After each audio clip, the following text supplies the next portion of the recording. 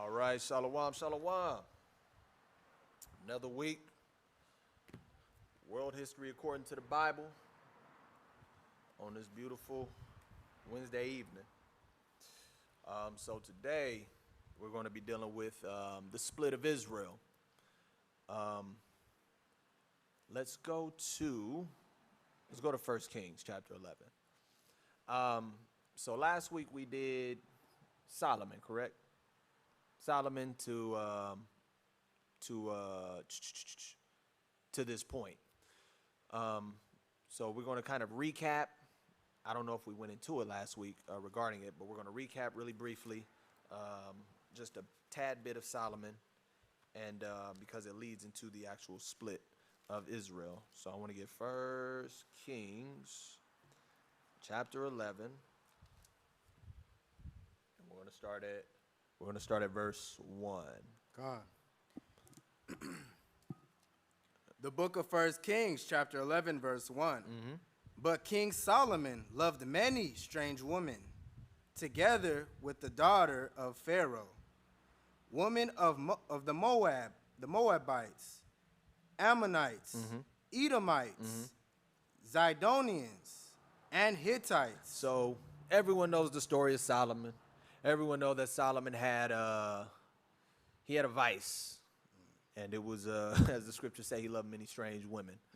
He was dealing with a lot of heathen women, right? Read on. Verse 2, of the nations concerning which the Most High said unto the children of Israel, ye shall not go into them, neither shall they come in unto you, for surely they will turn away your heart after their gods. Solomon clave unto these in love. So we see that Solomon had a thing for all of the other nations of women. And the Most High had told us way back in the Torah, way back in the law, don't deal with these women. Right. Don't fall for these women of other nations. Specifically because, where is it? It says, for surely they will turn away your heart after their gods. So surely they would turn our heart away from the Most High and send us into idolatry. So the Most High said, don't deal with these women. But it says Solomon clave to them. He loved these women. Verse 3. Verse 3, and he had 700 wives, princesses, and 300 concubines, and his wives turned away his heart. For it came to pass, when Solomon was old, that his wives turned away his heart after other gods. And his heart was not perfect with the Most High, his God, as was the heart of David, his father. So even after, the whole incident with David committing adultery, the Lord still said, he said, for it came to pass when Solomon was old, that his wives turned away his heart after other gods, and his heart was not perfect with the Lord, his God, as was the heart of his father. So it said Solomon's heart wasn't the same as David's. Just to show you that, through everything that David did, it still said David, the Most High knew that David loved the Most High. But he says Solomon's heart wasn't the same way, right? So we're reading this just to get a backstory of how the split came to be. Drop down to 6. Verse 6, and Solomon did evil in the sight of the Most High, and went not fully after the Most High, as did David his father. Read. Verse 7, then did Solomon build an high place for Chemosh, the abomination of Moab, in the hill that is before Jerusalem, and for Molech, the abomination of the children of Ammon. So this is what Solomon did. He got old. He was in love with his women. His women turned his heart from the Most High. He said, man, Solomon, ain't nothing wrong with it. Do you even know anything about Chemosh? Have you ever read on our God? Have you ever heard of that? He's like, look, bottom line is Most High said we don't deal with it. Just come check it out. Just come look at it. I'm telling you, it's hard. It's not as bad as you think. The Most High just don't really understand. Just give it a chance. And Solomon said, all right, let me go see. And he went, he looked, he saw, he said, you know what? I don't think it's that bad. I mean, we can build an altar for it. I mean, You know, it's just you sacrificing some food and stuff too. You sacrificing, you know, these animals.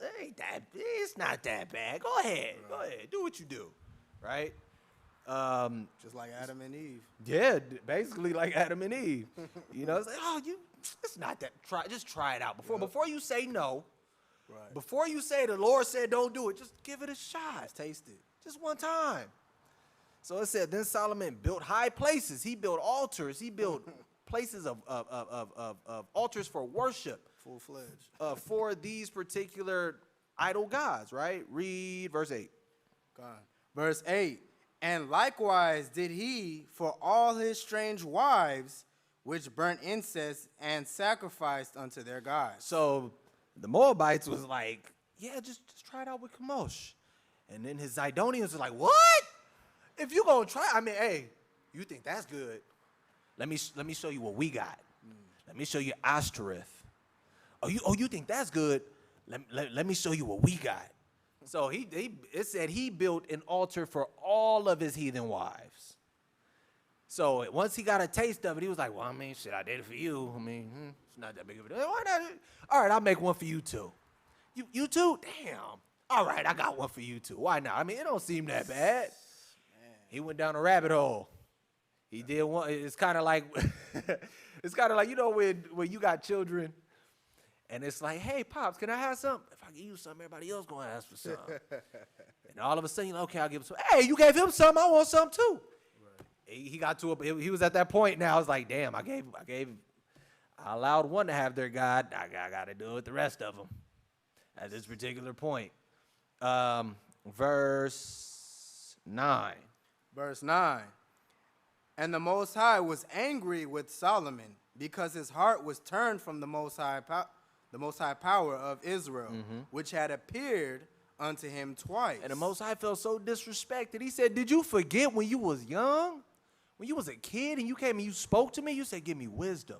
Allow me to judge your people. Man. And I came to you. Man. I spoke to you. It's different if I didn't say nothing to you. But you witnessed me. We had that conversation. And you still decided it ain't that big of a deal, even though he said not to do it. It's kind of like today, a lot of us have our own mindset of what we believe God wants from us, wants us to do. I feel like this isn't of God. I feel like the Most High wouldn't do that. I feel like the Most High wouldn't say that. Most High told Solomon, you ain't got that damn excuse. He said, I came and I talked to you. And if ever you had a question and you wasn't sure, you could have came, you could have hollered at me. I appeared unto you twice. I came to you 2 times and you still did what I told you not to do. So Most High was hot. Verse 10. Verse 10. And had commanded him concerning this thing, that he should not go after other gods, but he kept not that which the Most High commanded. And the Most High said, and I told you, don't go after these other gods. Verse 11. Wherefore the Most High said unto Solomon, for as much as this is done of thee, and thou hast not kept my covenant and my statutes, which I commanded thee, I will surely rend the kingdom from thee, and will give it to thy servants. Verse 12. Notwithstanding, in thy days I will not do it for David thy father's sake. So he said, best believe I'm taking the kingdom from you. You're not ruling anymore. But because I told David that I wouldn't take it from you, I'm going to wait. He said, but I'm going to take it from your son. Best believe that. He said, so because I gave my word to David, because I said to David, you going to rule, I'm not going to take it from you because I already told him that. He said, but best believe the son that's behind you is gone. Guaranteed. Did you finish 12? No. Finish read down to 13. Come on. But I will rend it out of the hand of thy son.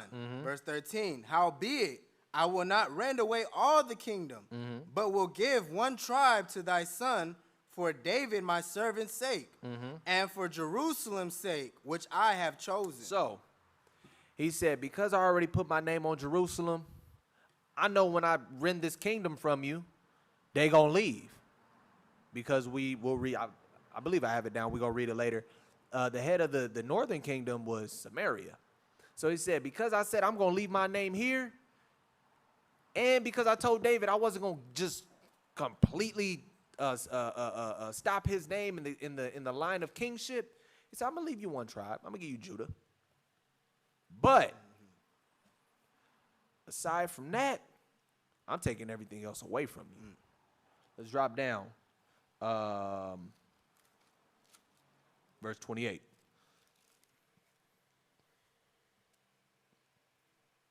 Verse 28. And the man Jeroboam was a mighty man of valor. And Solomon, seeing the young man that he was industrious, he made him ruler over all the charge of the house of Joseph. So, it's telling you, Jeroboam had gained favor with Solomon. Solomon didn't know Jeroboam was going to be the one that took over the rest of the kingdom was going to be given to. He didn't know that. But he saw Jeroboam, as you know, if you read the rest of it, Solomon was upset. Solomon was worried after that because he said what he said. But then we get to this point. He said he knew a man named Jeroboam. He saw that Jeroboam was industrious. He saw Jeroboam put in work. He saw Jeroboam was trustworthy. And he said, I'm going to make that man, I'm going to put that man over everything in the house of Joseph. Right? 29. Verse 29. And it came to pass at that time, when Jeroboam went out of Jerusalem, that the prophet Ahijah, the Shilonite, found him in the way, and he had clad himself with a new garment, and they two were alone in the field. Read. Verse 30. And Ahijah caught the new garment that was on him, and rent it in 12 pieces. And he said to Jeroboam, take thee 10 pieces, for thus saith the Most High, the power of Israel, behold, I will rend the kingdom out of the hand of Solomon, and will give 10 tribes to thee. So this is where we see the prophet coming to Jeroboam and explaining to him. He said, let me show you something. I'm going to tear up your clothes, but don't be offended. He said, I'm going to give you an analogy. We're going to tear this into 10 pieces. And now I'm going to give these 10 pieces to you, just like the Lord is going to give you 10 of the tribes. Right? So, when you read on, you'll see which of the 10 tribes that were given to him. The only people that stayed was Judah and Benjamin.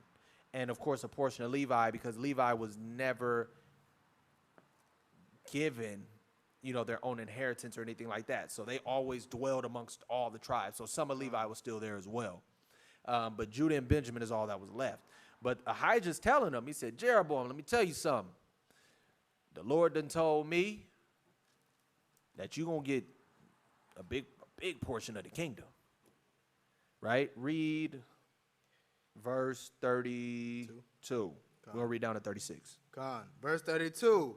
But he shall have one tribe for my servant David's sake, and for Jerusalem's sake, the city which I have chosen out of all the tribes of Israel. So by default, he had Judah already, because Judah was the royal lineage, right? But it said, I'm going to give him one tribe outside of that, which was Benjamin. Read. Verse 33, because that they have forsaken me and have worshipped Ashtoreth, the goddess of the Zidonians, Chemosh, the god of the Moabites, and Milcom, the god of the children of Ammon, Read. and have not walked in my ways to do that which is right in mine eyes, Read. and to keep my statutes and my judgments, as did David his father. So he said, he only named a few of them, because remember, he had a gang of concubines. He said, but they had Chemosh or Chemosh, you had you had Milcom, you had Ashtoreth. He said, man, he built altars for all these idols, and I told him not to do it. So this is why this is going to happen. So the base level reason for why we even had a split to begin with was because of idolatry, right?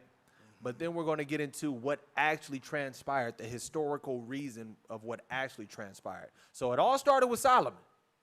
Solomon wanted to commit idolatry, and the Lord told him, don't do it. And he was like, well, I mean, it's not that big of a deal. They not tripping. I love my wives. I'm going to do what I got to do for them. Which when you read in Esdras, that's what it said. It said a man will lose his wits for a woman. Mm-hmm. Solomon lost his damn mind. Right?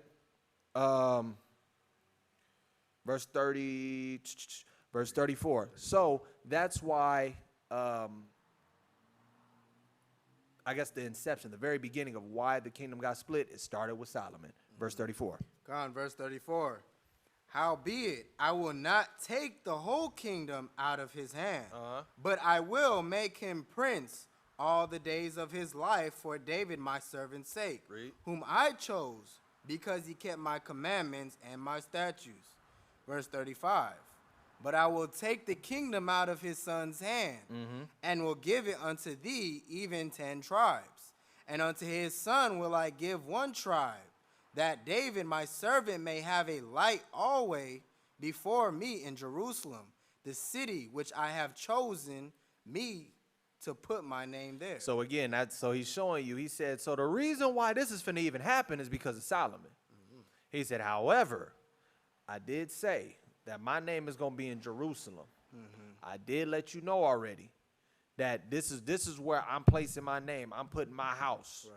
So, and also I told David I wouldn't strip him completely. Right. So I'm going to leave him that 1 tribe. Let's drop down to 1 Kings 12. Go on, verse 1. 12, and yeah, we're going to start at 1. Go on. 1 Kings chapter 12, verse 1. And Rehoboam went to Shechem, for all Israel were come to Shechem to make him king. So I want to read verse 43 of 11 first. It says, and Solomon slept with his fathers and was buried in the city of David, his father, and Rehoboam his son reigned in his stead. So Solomon's dead at this point. Now they're getting ready to crown Rehoboam as king, right? Let's read. Verse 1. And Rehoboam went to Shechem, for all Israel were come to Shechem to make him king. Verse 2. And it came to pass when Jeroboam the son of Nebat, who was yet in Egypt, heard of it, for he was fled from the presence of King Solomon, and Jeroboam dwelt in Egypt, that they sent and called him let me read that again, verse 3. And they sent and called him, and Jeroboam and all the congregation of Israel came and spake unto Rehoboam, saying, Thy father made our yoke grievous. Now therefore make thou the grievous service of thy father, and his heavy yoke which he put upon us lighter, and we will serve thee. So we saw that Jeroboam had fled to Egypt because Solomon realized that the Lord was dealing with Jeroboam, and he was like, yo, this might be the one that ends up taking away, the kingdom from me. So he tried to get rid of him. Jeroboam knew, so he took off to Egypt. Solomon died. Jeroboam heard, and he came back. He came back to Israel, right? Now, Jeroboam and all the rest of the people was like, look, Rehoboam, your pops put us to work. He had his knee on our neck, had us working. And don't get us wrong, we love that man, but damn, he worked us. He said, now, if you just decide to back off just a little bit, show us a little more love, don't do us like that, don't make it so grievous. We gonna serve you. All you gotta do is just show us some love. Don't do us like your pops did us. We got your back 100%. Be a servant to the people gonna serve you.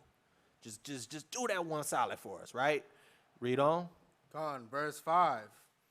And he said unto them, Depart yet And he said unto them, Depart yet for 3 days, then come again to me, and the people departed. Verse 6.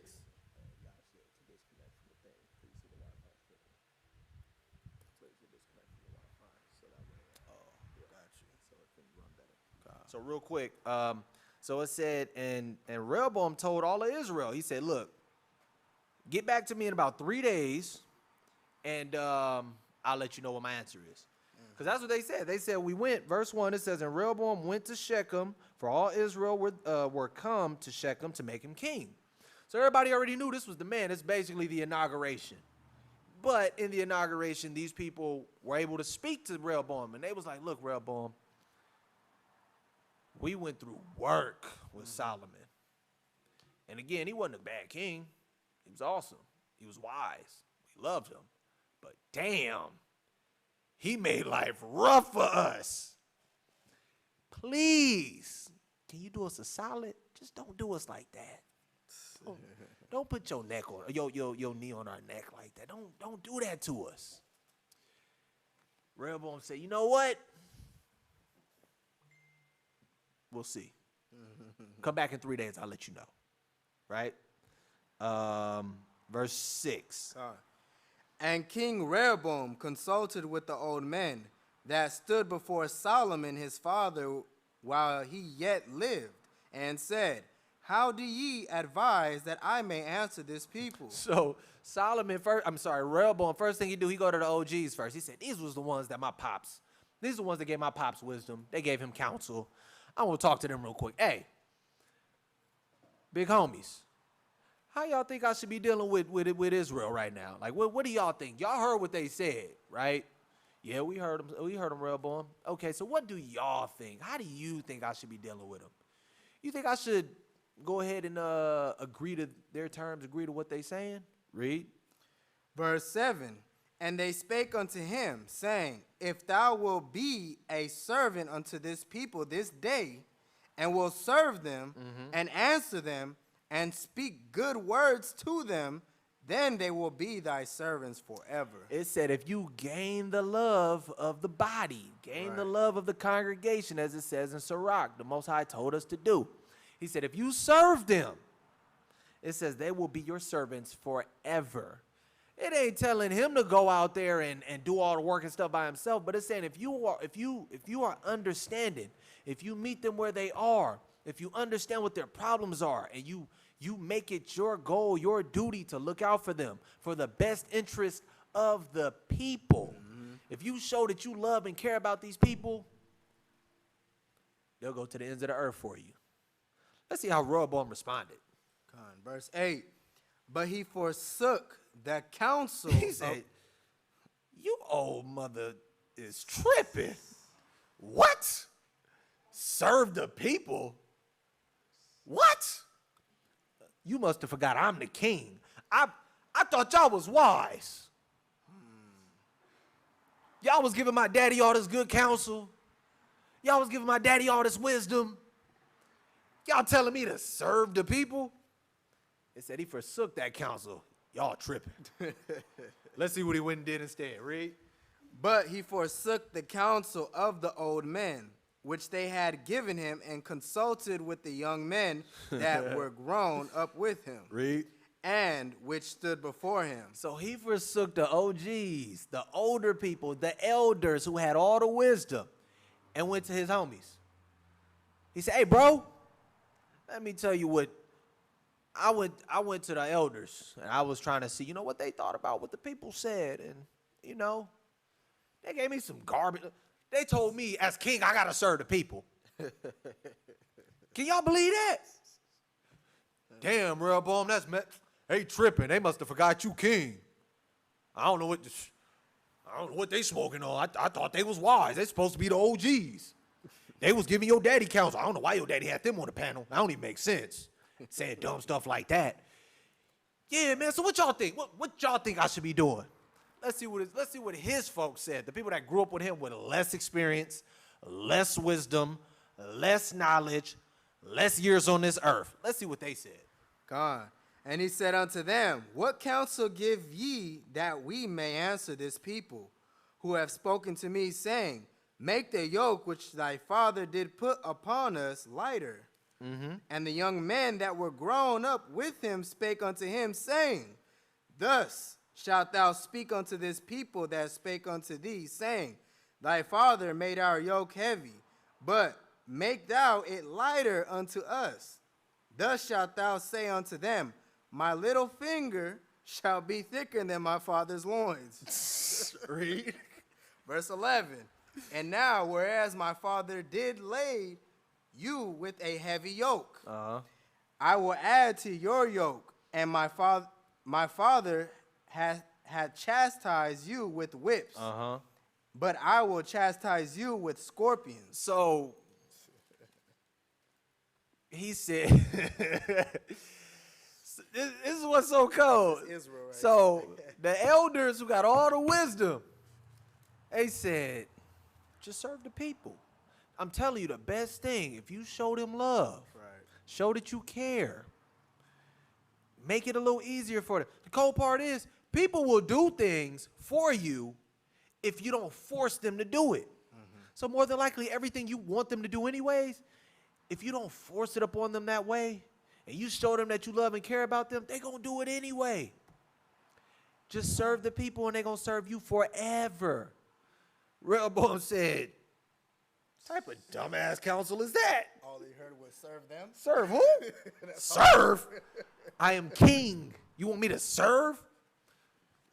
You know what? I'm going to talk to the homies. Went over to the homies. He said, let me tell y'all what the elders told me. Tell me what you think. Oh, hell no, Rehoboam. They must have forgot who you was. They forgot you was Solomon's son. You was a prince. Now you a king. They trying to make you a serf. They want you to be a servant. I tell you what you going to tell the people. Right. You got to go out there with your chest out on them. Y'all thought my pops was working y'all? Y'all thought Solomon was working y'all?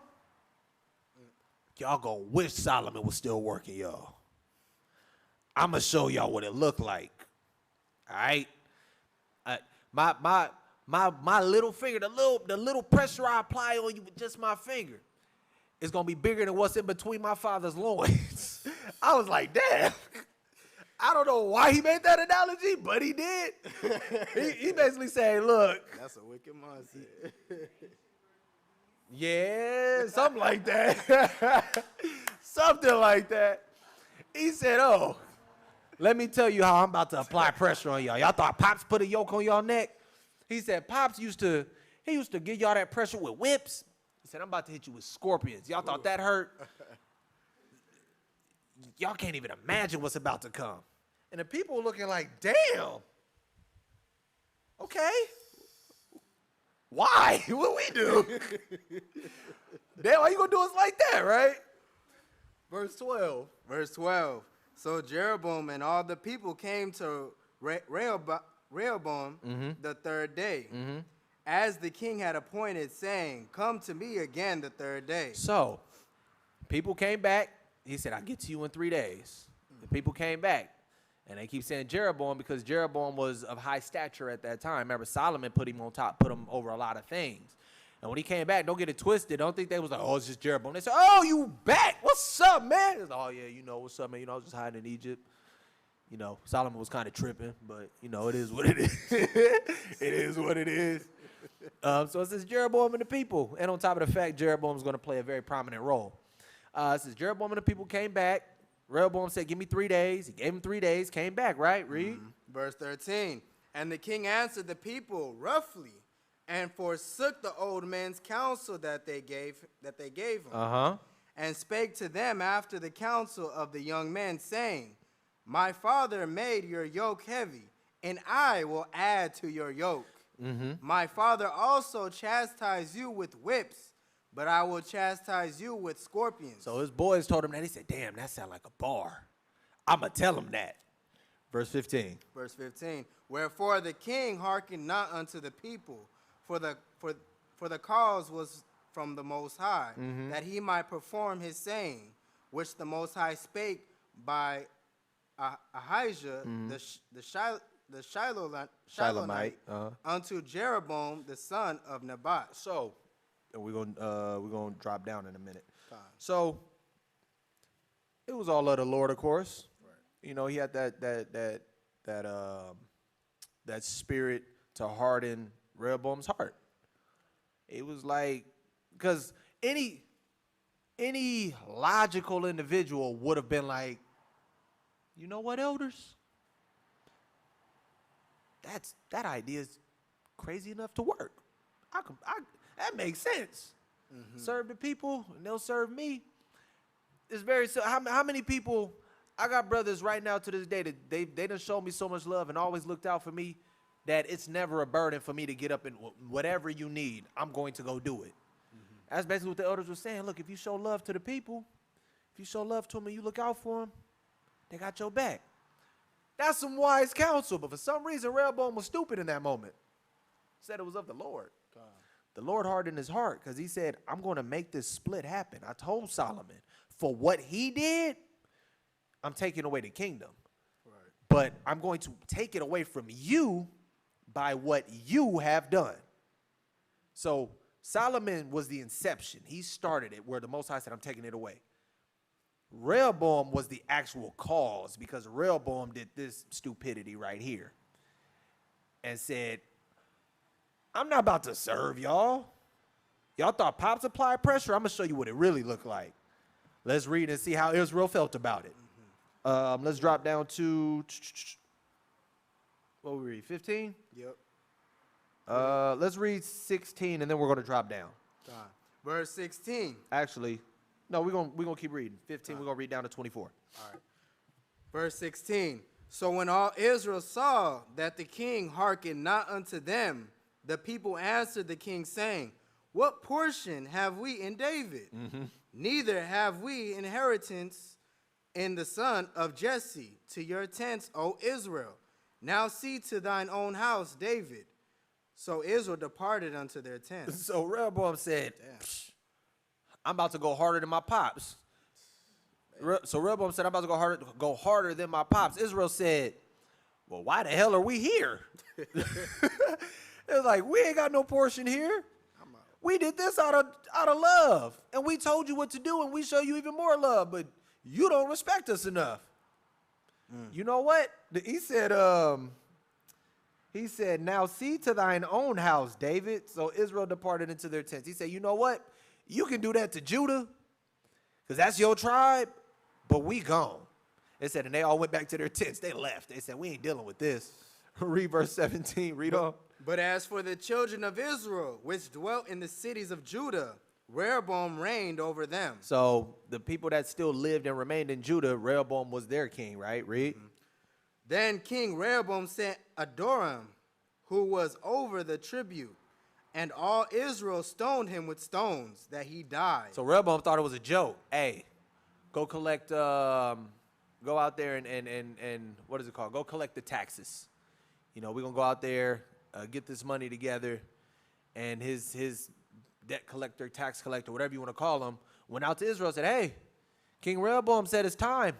Y'all gotta render, you know, what's due unto him. They said, hey, look who's here. Everybody looked and said, who that? Oh, here for Rehoboam. Take him outside. And they stoned him. Man. Read verse.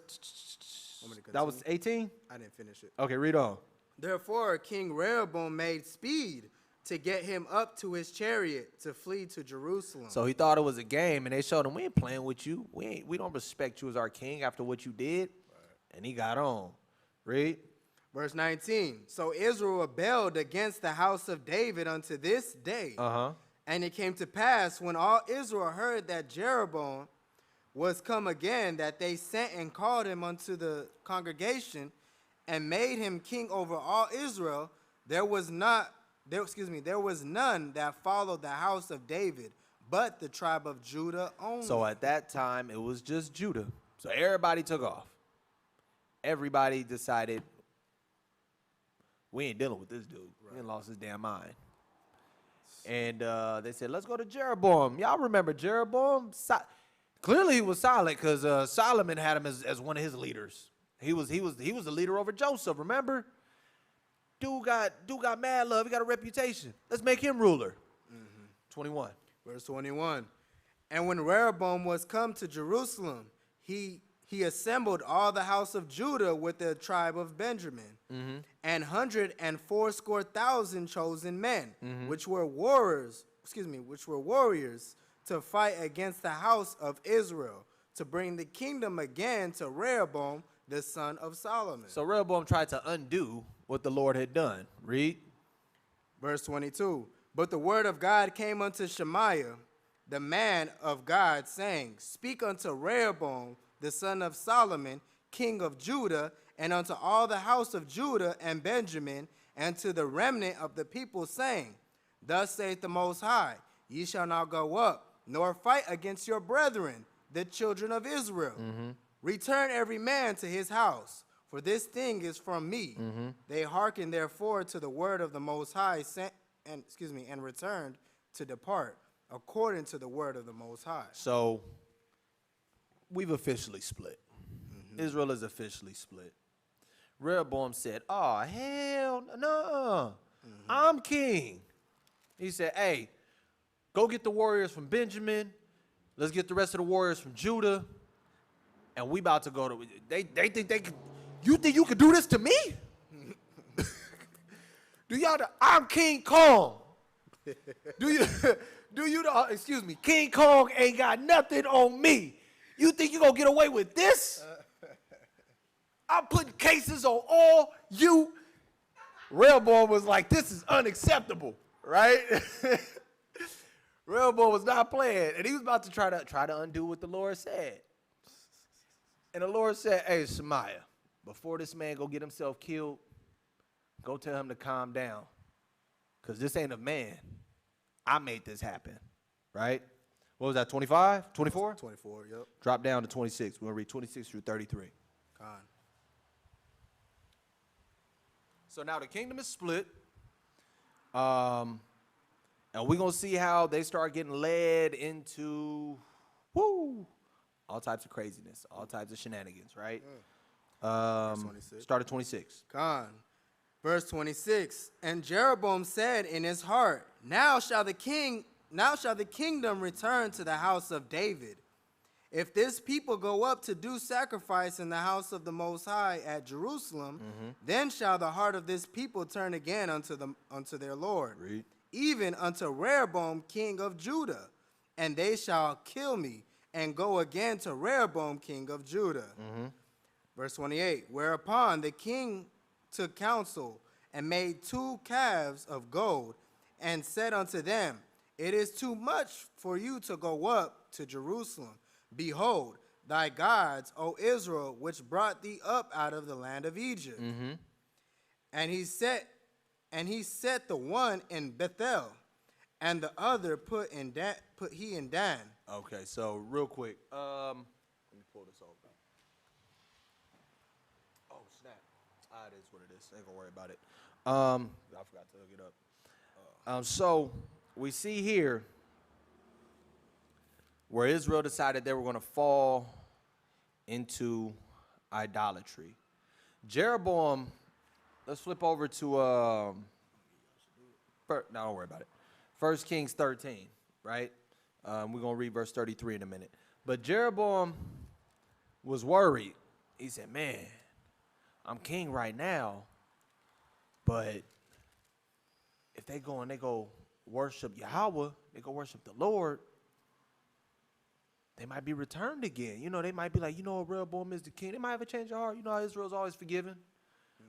Just ironically, we usually ain't forgiving to our own, but, we're forgiving people. He said, man, but if they go, they might go back to, they might start worshiping the Lord again. They might worship Rehoboam again. And if they worship Rehoboam, well, they're going to have to put me to death. That's, for some odd reason, that used to be what it was way back in old times. If you go read about the history about people who were fighting for power or rulership, people didn't usually just give it over. They had to die for some odd reason. I don't know. But in Jeroboam's mind, he said, they're going to kill me. He said, damn, I got to think fast. Okay, that's what I'm going to do. I'm going to build idols here, and I'm going to put it over here in Dan, and I'm going to put it over here in Bethel, right? And make sure, it was in Bethel. And he said, behold, these is the guys that brought you out of Egypt. And he led Israel deep into idolatry. 10 tribes went deep into idolatry and it all started with Jeroboam. One of the very first decrees he did, he said, oh, Israel's supposed to go and worship to the Most High. Damn, but if they go worship to the Most High, they're going to probably try to be reconciled back to Rehoboam, because Rehoboam's really technically the king, and then they might kill me. I got to come up with something. Started worshiping golden calves. And he said, our history about us coming out of Egypt, these are the ones that helped us do it. And everybody was like, makes sense. I guess, yeah. It makes a little bit of sense, right? Let's drop down to 13 and verse 33. Yeah.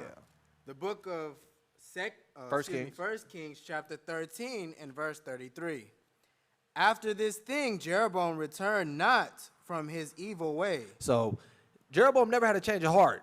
He was absolutely convinced in his mind, this is right. This is what it is. Read. But made again of the lowest of the people priests of the high places. Read. Whosoever would, he consecrated him, and he became one of the priests of the high places. Go to, I don't think I wrote it down. Dagnabbit. It's all good. I know it was in the book of Numbers, though. It said, Jeroboam got so foul. He got so foul that he even started just, you know what? I like the way you look. I'm going to make you a priest. I'm going to make you a Levite. Or, excuse me, I can't say he made him a Levite, but I'm going to make you a priest. Do you know how particular the Lord was about the priests? He says specifically it got to be of this lineage. Specifically, they can't have these defects. It said, after this thing, Jeroboam returned not from his evil way, but made again the lowest of the people. So it wasn't like he grabbed okay, maybe this dude was like a captain or some type of leader or something. It said he grabbed the lowest of the low. He grabbed a sherm head that was sitting on the sidewalk. Said, I like you. Let's make you a priest. Put him in the wrong He grabbed the lowest of the low. Let me tell you how dangerous that is, because the Lord said only certain people can come into the tabernacle. Only certain people can go into the holiest of the holies and give up offerings. Only certain people can touch the ark.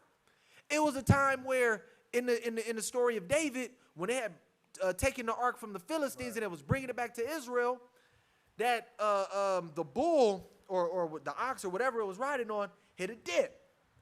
And the ark swayed, and the man thought it was going to fall. He tried to catch it, like, oh, don't fall. Most High put him to death right there. Because he was just trying to save the ark. That mug would have levitated. All he was trying to do was, that's how serious the Most High is. He like, you got to be pure to be in front of me. That's why I said it can only be the Levites. That's why I said they can have limit. You couldn't have a scratch on your leg. You couldn't even sweat when you walked in the tabernacles. You gonna grab the base head that's sitting on the corner and make him a priest? Jeroboam was on 12 with his wickedness. Man. He was like, I like you. Yeah, you look like you really nobody, but come here. I'm gonna show you something. I'm gonna teach you. Okay, so they're gonna bring it here and you'll put it on this fire. You're just gonna let it burn. Send the smell up to our God, and that's what you're gonna. That's what I'm how you doing. You're gonna pray over the people. You're gonna counsel the people. Like, yo, man, backwards. Man, grab the bottom of the bottom. 34. God. Verse 34. And this thing became sin unto the house of Jeroboam, even to cut it off and to destroy it from off the face of the earth. So. Most High, when you continue to read on, I won't continue to, because we have a class where they're going to talk about the kings of the northern kingdom, kings of the southern kingdom. But when you read, the Lord said, I'm going to cut off Jeroboam and all of his seed. Actually, you know what we're going to have to get the HDMI cord, because there is something that I do want to show the people. 1. Is your mic cords over here, right? Yeah, it's right there.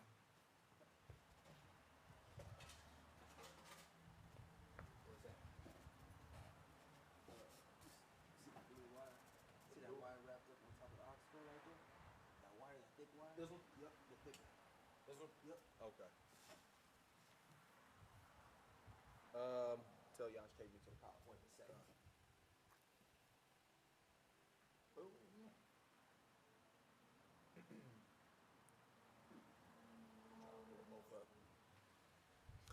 So let's go to I want to go to Sirach chapter 10 real quick. So y'all can see, you know, how this continued on. I'm in the wrong book right now. Ecclesiasticus, Sirach, chapter 10. It's crazy. I've heard this scripture, man, 100 different times. I done heard it so many times. But, you know, when you're really analyzing things, it's the absolute truth. It's crazy. Ecclesiasticus 10, and we'll start at 1 down to 3. Yeah. Read. God. The book of Ecclesiasticus, or Sirach, chapter 10, verse 1. A wise judge will instruct his people, and the government of a prudent man is well ordered. So it says a wise man, when he's dealing with his people, he's going to instruct them in wisdom. He's going to make sure that he's bringing them up the right way. He's going to make sure that they're all prudent and discreet themselves. He's going to bring them up the right way, right? Verse 2. Verse 2. As the judge of the people is himself, so are his officers. So it says, as the judge, as the top dog is himself, it says, so is everybody that's going to be below them, right? Read. And what manner of man the ruler of the city is, Uh-huh. such are all they that dwell therein. Verse 3.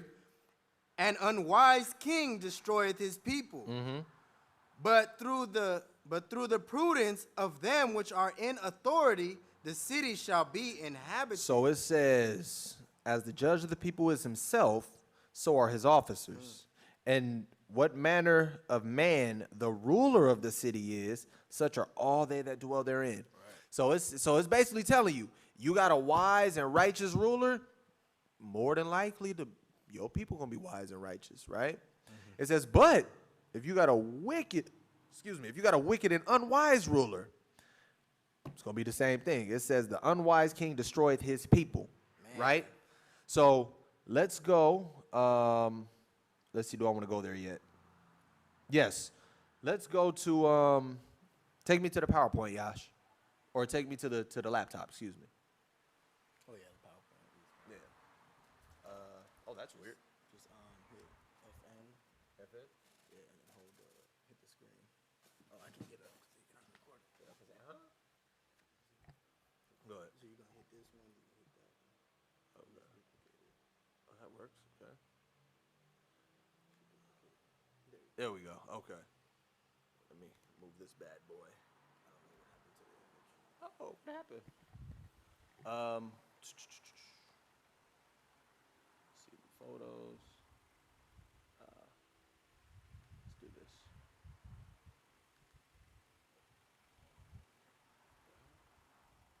Man. You see, minimize it. It's just not showing up. That's strange.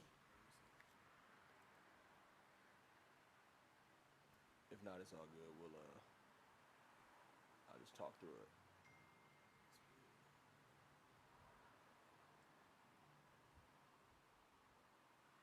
Don't worry about it.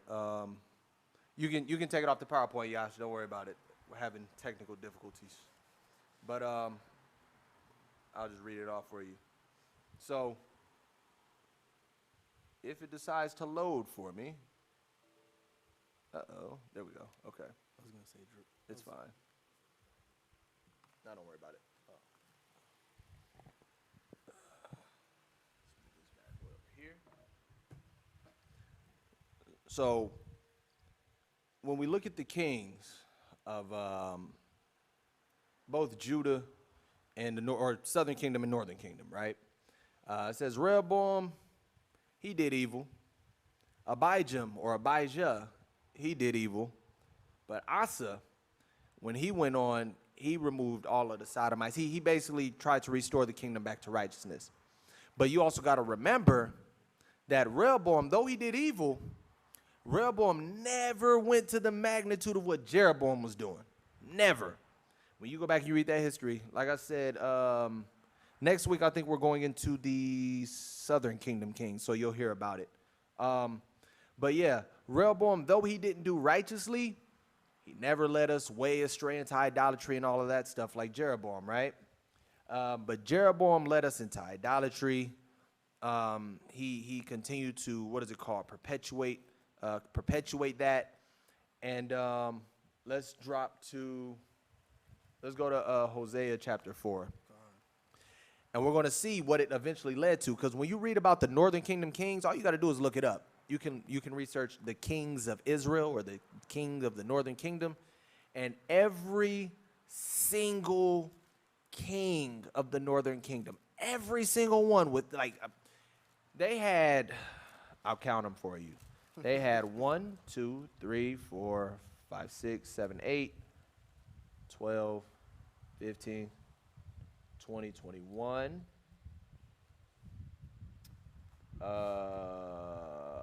Let's open them up. 21. I think it's about 25, but I want to double check. Excuse me, I think it's 23. They had about 23 to 25 kings, and not one of them was righteous. None of them. Wasn't even kind of righteous. None of them was righteous. That's why our 10 tribes fell so far astray. That's why they fell so far. They literally had no. When you read into the history, you had a lot of the Levites. They was like, yo, they bugging up there in Samaria. We finna come down here with y'all at Jerusalem. It was horrible. Man. At least in Israel, all of our kings wasn't right. In the Southern Kingdom, all of our kings wasn't right. But you had enough of them that were flat out righteous. You had some of them that were righteous in the beginning, fell off to be right, fell off in the end. You had some that were they did a little bit of both throughout their reign. But the Northern Kingdom and Samaria, from Jeroboam on down to Hoshea, I believe Hoshea was the one. He was the last one, right? Yeah. Hoshea before they went to Assyrian captivity. Mm-hmm. Every single one was wicked. And that's when they fled. But that's what they perpetuated. Again, Rehoboam didn't do righteous, but Rehoboam didn't completely take everyone from the Most High God. First thing Jeroboam did was send everybody into idolatry. Very first thing. He had his intentions. He did. He had his reasons. Yeah. He had his reasons. He had his intentions. But let's go to let's see how the Lord started to feel about the people. Actually, let me see if I got that in here. So you got an issue with you? Go to 1 Kings. No, we don't have to go to it. We'll touch on it. We'll touch on it in a little bit. Let's go to Hosea. We'll go to Hosea 4.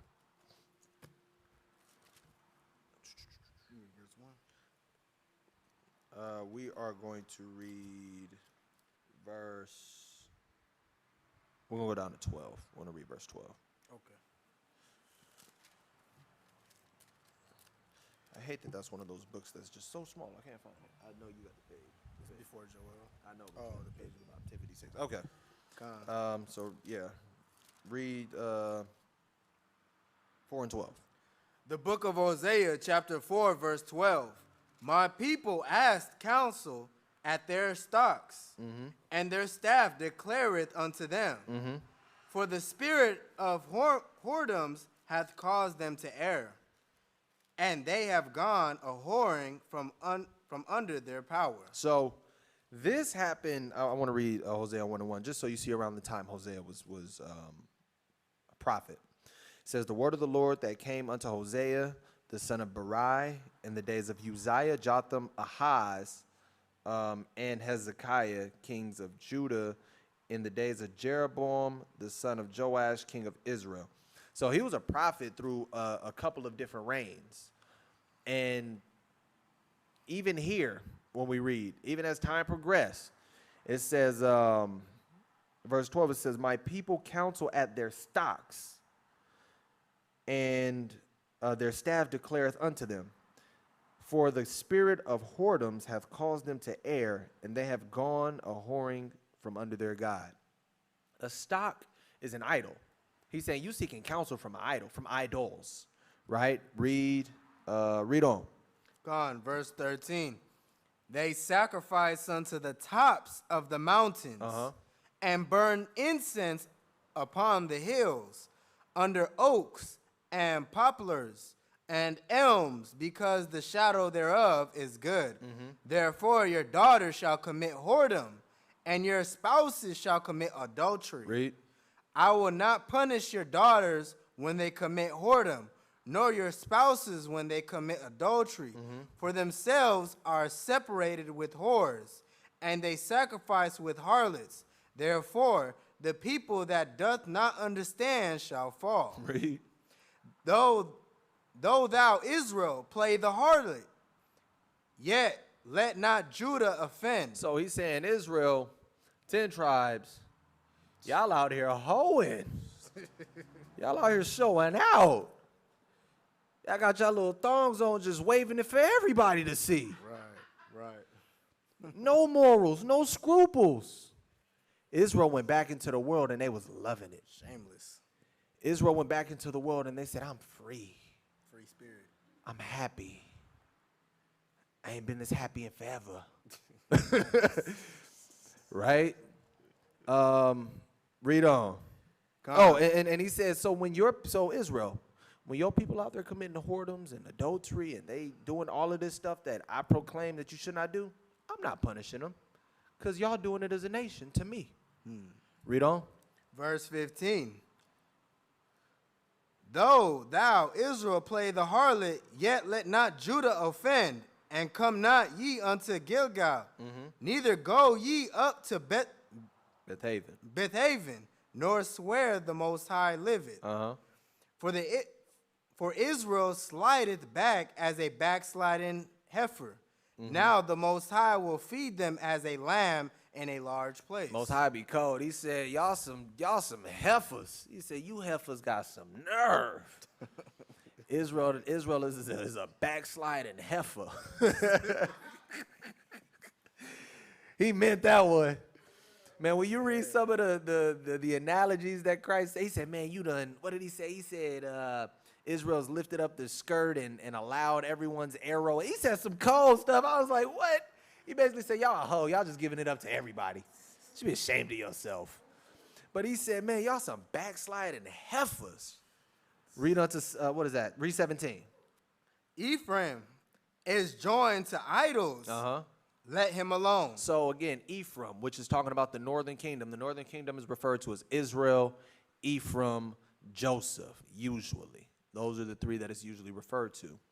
And he said, leave them dudes alone. He said, they so far gone into idolatry. But again, remember, the inception of their separation. One of the first things Jeroboam did was gave them unto idolatry. Right. Let's read, Hey, you want to read through or? No. What verse was that, 17? Yep. Okay, yeah, let's drop down to chapter 7. We're going to read 8 through 11. So we finna see how the Most High feels about the northern kingdom. It said they was out here hoeing. They out here doing all types of dirt. He said, Judah, y'all don't deal with them. Like the scriptures say, evil communication corrupt good manners. Yeah. The ways of the wicked will seduce you. He said, Judah, you know, like when you got a kid and you know it's a bad kid that's like across the street, and he always say, hey, can they come out and play? Or when your kid outside playing and they come up to you, hey, come over to my house. And you sitting there and they come to you, mama, can I, or daddy, can I? You better not take your over their house. Don't do it. Don't play with them. Because you know I don't play that. Most High told Judah that. He said, you see what they doing? Don't go over there. You better not go over there. What I say, chapter 7, Hosea 7, start at verse 8. Con, the book of Hosea, chapter 7 and verse 8. Ephraim, he hath mixed himself among the people. Ephraim is a cake not turned. So, real quick, a lot of people use that scripture to say it's a color scripture. That's not what it's saying. It's telling you, it's saying, and it prefaces, it says, Ephraim has mixed himself amongst the people. So he went out there and started dealing with the other nations. Then it says, Ephraim is a cake unturned. What is a cake unturned? It's a cake that's now, it's burnt. When you don't cook it properly, when you don't cook it evenly and proportionally, you have a burnt cake. A burnt cake is not desirable. He's saying, Ephraim, you are undesirable. You're disgusting to me. Ephraim is undesirable to me, right? Verse 9, let's continue on. We're going to read down to, we're going to read to 11. God. Strangers have devoured his strength, and he knoweth it not. Yea, gray hairs are here, and they're upon him, yet he knoweth not. Read. And the pride of Israel testified to his face, and they do not return to the Most High their power, nor seek him for all this. Read. Ephraim also is like a silly dove without heart. They call to Egypt, they go to Assyria. So you see the whole concept of it. He's saying, Northern Kingdom, y'all on some BS. I'll be real with you. Y'all on some nonsense. Now you're undesirable to me. Look at you. It says you prideful. You calling on Egypt. You want to go to Assyria. Don't worry about it. You're going to go to Assyria. Right. Don't worry about that. I got something for y'all as it pertains to that. But he said, y'all worried about all these other nations. Disgusting. Leave them alone. Don't deal with them. They tripping. Read, we don't need verse 12. Excuse me. You read down to 11, right? Yeah, you read 11. Let's flip over to Hosea 11. And we're going to read verse 12. Just verse 12. Gone. The book of Hosea, chapter 11 and verse 12. Ephraim compasseth me about with lies, and the house of Israel with deceit. But Judah yet ruleth with the Most High, and is faithful with the saints. So in this time, again, Hosea lived through a couple of reigns. And at this time, Israel was doing good. We was living right. I think it said he was under, go back here to Hosea 1 real quick. He was at the time, Hezekiah, kings of Judah in the days of, so around the time of Hezekiah. Hezekiah didn't do all wicked. He did some good and some bad. So at this particular time, Judah was doing good. Southern kingdom was doing good. So he said, Ephraim compasseth me about with lies. He said, Ephraim's just out here full blown, all around, 360, full circumference, wicked, evil, compassing with lies. And then it says, in the house of Israel with deceit. And then it says, but Judah yet ruleth with the Most High, and faithful with the saints. So we see that there was a divide. And when you get into the kings of Israel, you'll see that the northern kingdom ain't do nothing good since they left. Since Rehoboam told them, nah, I'm about to press the line on y'all. When they left and had Jeroboam over them, no righteousness. Rehoboam, on the other hand, he did some things right. He wasn't flat out completely wicked, but he did evil. But he still had them attached to the Lord. Jeroboam completely removed them from the Lord. He had them serving idols off the jump. So from there, you had some good kings. You had some bad kings in Southern Kingdom. Northern Kingdom, wicked. There was wars, and more than likely, either next week or the week after, when they get into that history, you'll see about those wars. Israel, Northern Kingdom was taking the Southern Kingdom into captivity. They was fighting with each other. It was bad. We was divided. We was done. But it was all of the Most High. So again, it all started with Solomon. Solomon went into idolatry, fell in love, and chose his women, chose the flesh, chose these heathen women over the Lord. He chose the world over the Lord. And the Most High said, I'm going to judge you for that. He hardened Rehoboam's heart and caused him to do all type of foolishness. And that was the physical manifestation of what the Lord had told Solomon, I'm going to do. And this is how I'm going to do it. I'm going to take it from your son. I said, well, we saw how he took it from his son. Dude didn't take wise counsel. He said, dude, just serve the people and they're going to serve you. They're going to love you. They're going to look out for you. He, for some odd reason, did not listen to the voice of reason. Instead, went to his idiotic friends, the little homies who didn't know nothing themselves. He said, what you think I should do? I'm not going to listen to the elders who have the wisdom. I'm not going to listen to the people that they've been here before. Ultimately, the men of the Lord, I'm going to listen to my boys, even though it was dumb counsel. From there, Northern Kingdom said, if that be the case, what the hell we doing here? They said, what place do we have here? Y'all, Judah, get your boy. That's your folks. He ain't of our tribe. He tripping. Judah, y'all can stay here. Benjamin said, we'll stay here too. We gone. Was led into wickedness. It's led into deceit. So, with that, next week, well, with that to be continued. And next week, we'll get into either the Northern Kingdom kings and their reigns, or the Southern Kingdom first. And then the very next week after that, we'll deal with the other side. So you'll get, those will be some great classes that you definitely want to tune into, because when it got to the division and when it got to learning about the kings and what they did, you're going to see a lot of, I don't want to say it's funny, but you're going to see a lot of funny stuff. You're going to see Ahab, the crybaby. You're going to see, we actually had a queen in Israel. And it wasn't Jezebel that I'm talking about. So, you know what I'm talking about? Oh, okay, yeah. We actually had a queen in Israel, and a lot of people don't know that. Unfortunately, she was wicked as hell, but we had a queen, and she became queen in such a foul way. You're going to see that history. You're going to see Ahab. You're going to see Hezekiah. You're going to see one of my favorites, Josiah. I love that story about Josiah. It's like the redemption story, you know, so definitely something to tune into. All praise to the Most High. We're going to send them up, and we're going to get out of here.